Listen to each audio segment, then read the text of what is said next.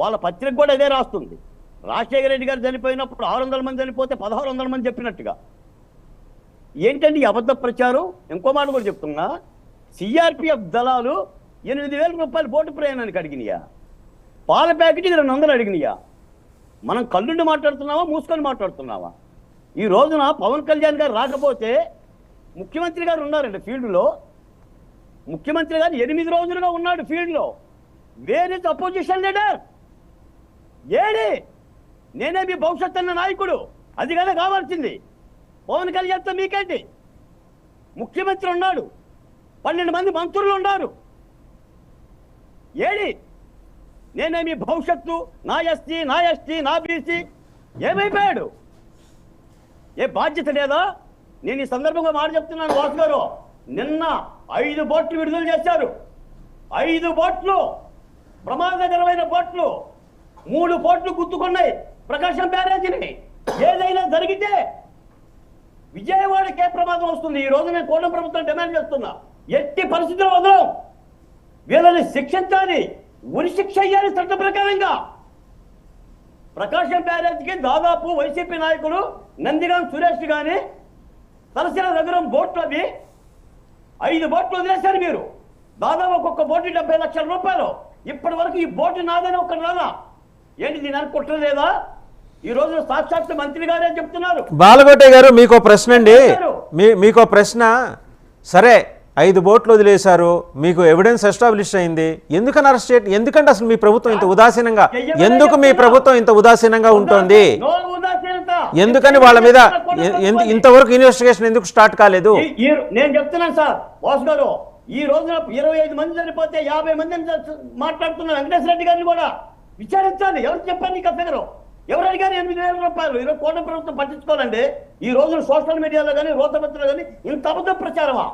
ఈ రోజున ఒక పక్కన బుడవేరుకు 3 గంటలు పడి కృష్ణానదిగా 11,97,000 క్యూసెక్ల నీళ్ళు వచ్చి నీకు చంద్రబాబు నాయుడు గారి ఇల్లు మునిగిపోయింది, అమరావతి మునిగిపోయింది. అమరావతి మునిగిపోతే నష్టమా? భాగ్యనగరం మునిగిపోవట్లేదా?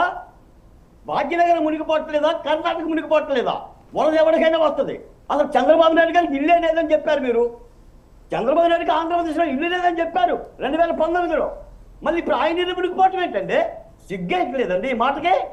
ఈ రోజున అంతమంది 3 లక్షల మంది అనార్థులు అన్నమయ్య రామచంద్ర అంటే నా ప్రతిపక్ష పార్టీ నాయకుడు అడ్రస్ లేదు, ఒక్క వైసీపీ నాయకుడు అడ్రస్ లేదు. మీరు చేసిందేం లేదు, మీరు పొడిచిందేం లేదు. ఎలా నిందనేస్తారంటున్నా? నేను డైరెక్ట్గా అడుగుతున్నా వెంకటేశ్వర రెడ్డి గారిని. బాధ్యత లేదా? నేను ముప్పు బాధితుడిని. నేను ప్రభుత్వాల్లో చంద్రబాబు నాయుడు రాజకీయంగా మోయటం కోసం మాట్లాడుతున్నా. బిడ్డల ప్రాణాలు పోయిన బిడ్డల తరఫున మాట్లాడుతున్నా. నా బెదవాడ గజగజ వణికి నా బెదవాడ గురించి మాట్లాడుతున్నా. ఏం చేశారు మీరు చెప్పండి? ప్రతిపక్ష పార్టీకి ఏం చేశారు? ఒక పాల ప్యాకెట్ ఇచ్చారా? ఒక అన్నం పొట్టలు తెచ్చారా? తెచ్చి మాట్లాడండి పవన్ కళ్యాణ్ గురించి. కానీ ఏమండి వాసు గారు, మీరు అన్నిదా భావించమాకండి నేను ఆవేశపడుతున్నానని. ఎందుకంటే 8 రోజులంటే చంద్రబాబు నాయుడు గారు నేలల్లో నాలుతూ ఏసీబీల మీద ఎక్కుదు, కార్లలో కాలినడకన 3 గంటలని 2 రోజుల్లో పూర్తి చేశారు సార్. 3 గంటలంటే పెద్ద గంటలు. 11,000 క్యూసెక్లు రావాల్సిన బుడమేరుకి దాదాపు 50,000 క్యూసెక్ల వరద నీరు వచ్చింది. ముప్పేట దాడండి భారీ వర్షం. ఒక్క రోజులో 26 సెంటీమీటర్ల వర్షం అండి. 200 సంవత్సరాల రికార్డు బద్దలు కొట్టింది. 2 రోజుల్లో 40,000 సెంటీమీటర్ల వర్షం అండి. ఈ రోజు కూడా మళ్ళీ విజయనగరం శ్రీకాకుళం వైపు వెళ్తుంది. బాధ్యత పడాలి సార్, బాధ్యత పడాలి. చంద్రబాబు నాయుడు గారు అరెస్ట్ చేస్తే వైసీపీ పార్టీ గెలవదు. ఆనాడే చెప్పాం. బాలకోటే గారు ఇక్కడ బాలకోటే గారు ఇప్పుడు ఆయన రిలీఫ్ మెజర్స్లో స్వయంగా పాల్గొనటం లేదని కానీ, లేకపోతే ఆయన ఏం చర్యలు తీసుకోవట్లేదని కానీ ఇక్కడున్న వాళ్ళం అయితే మేమెవరూ అనుకోవట్లా. నేను అడుగుతున్నది ఏంటంటే 4-5 బోట్లు వెళ్ళి ప్రకాశం బ్యారేజ్ గేట్లని ఢీ కొడితే అవి ఎస్టాబ్లిష్ అయిన తర్వాత, ఎవిడెన్స్ ప్రాపర్గా దొరికిన తర్వాత ఎందుకు ఇంకా మీనమేషాలు లెక్క పెట్టి శాస్త్రం ప్రకారం పోదామని చూస్తున్నారు? శాస్త్రం ప్రకారం వెళ్తే ఏమవుతుందో తెలుసుగా మీకు వాసు గారు. ఇప్పుడు కూడా జలవనరుల శాఖ ఫిర్యాదు చేసింది, విచారణ జరుగుతుంది.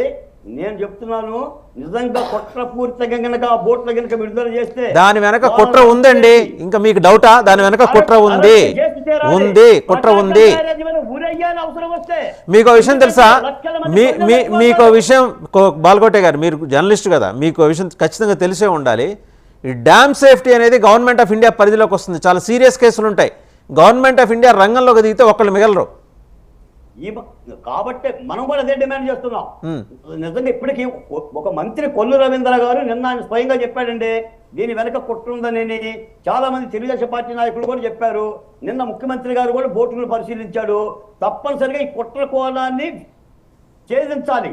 దీని వెనక ఎవరున్నా సరే, ఏమండే ఇది గొడ్డల వేటు వివేకానంద రెడ్డి హత్య కేసు కారాదు, ఇది కోడి కత్తి శ్రీను హత్య కేసు కారాదు, ఇది ప్రజల భౌతవ్యంతో